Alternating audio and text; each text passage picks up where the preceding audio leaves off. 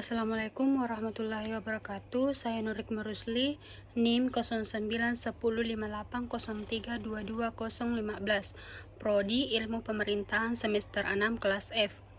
Baik, pada kesempatan kali ini saya akan mempresentasikan salah satu materi dalam mata kuliah Pemerintahan Nasional yang diampu oleh Bapak Muhammad Rusdi, SAG, MADM, KP, yang dimana judul materinya yaitu Pelayanan Publik dalam Pemerintahan. Langsung saja, yaitu pelayanan publik pada dasarnya merupakan segala bentuk kegiatan yang dilakukan oleh penyelenggara negara dalam rangka memenuhi kebutuhan masyarakat. Menurut Keputusan Menteri Pendayagunaan Aparatur Negara Nomor 63 Tahun 2003, pelayanan publik tidak hanya menjadi sebuah kewajiban administratif, tetapi juga bentuk penghormatan terhadap hak-hak warga negara. Dalam konteks ini, melayani bukan hanya tugas, melainkan kehormatan dan bagian dari peradaban yang manusiawi.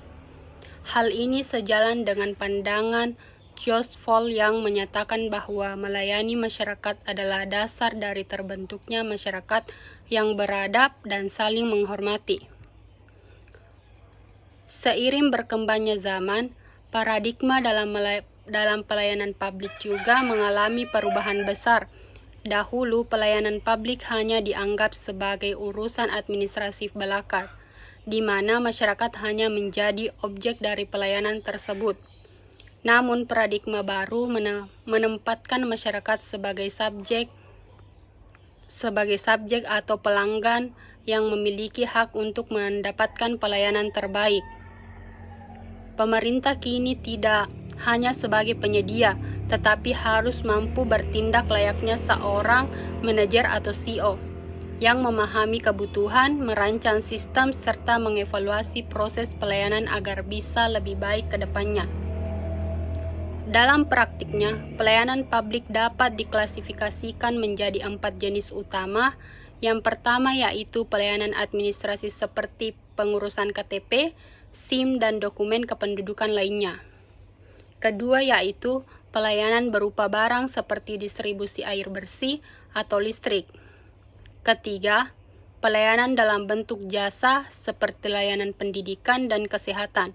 Dan keempat adalah pelayanan regulatif yang berkaitan dengan penegakan hukum dan kebijakan publik yang mengatur kehidupan sosial masyarakat. Klasifikasi ini menunjukkan bahwa pelayanan publik mencangkup hampir seluruh aspek kehidupan warga negara. Pelayanan publik yang baik harus berdasarkan prinsip-prinsip yang jelas dan terukur. Prinsip-prinsip ini meliputi kesederhanaan, kejelasan, dan kepastian waktu dalam memberikan layanan. Selain itu, tanggung jawab, keamanan, kelengkapan sarana dan prasarana, kemudian akses disiplin, keramahan petugas, dan kenyamanan juga bagian penting yang tidak boleh diabaikan. Prinsip-prinsip ini dirancang agar pelayanan yang diberikan tidak hanya cepat, tetapi juga adil dan memuaskan bagi masyarakat. Selanjutnya yaitu kualitas pelayanan publik dapat dinilai dari berbagai aspek. Salah satunya adalah bagaimana prosedur layanan itu disusun dan dijalankan, apakah mudah dipahami oleh masyarakat atau justru membingungkan. Kemudian, seberapa lama waktu yang dibutuhkan dalam menyelesaikan pelayanan tersebut juga menjadi indikator penting. Biaya layanan harus jelas, transparan, dan tidak membebani masyarakat.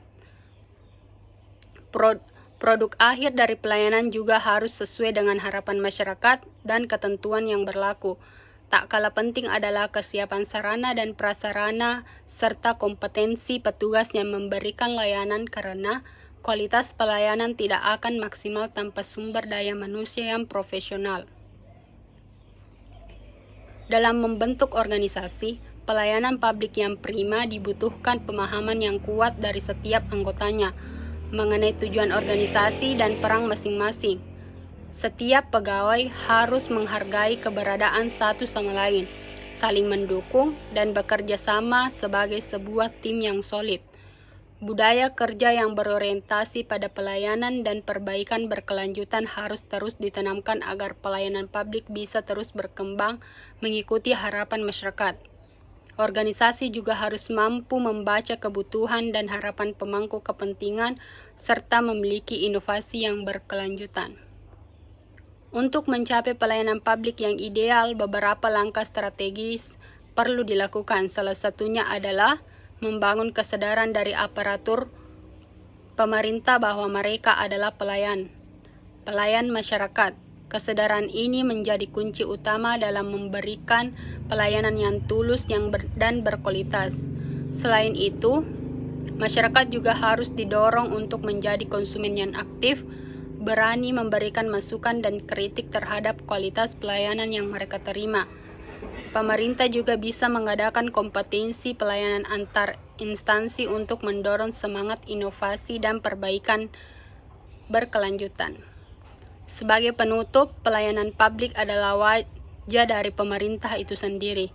Jika pelayanan yang diberikan buruk, maka citra pemerintah juga akan ikut buruk.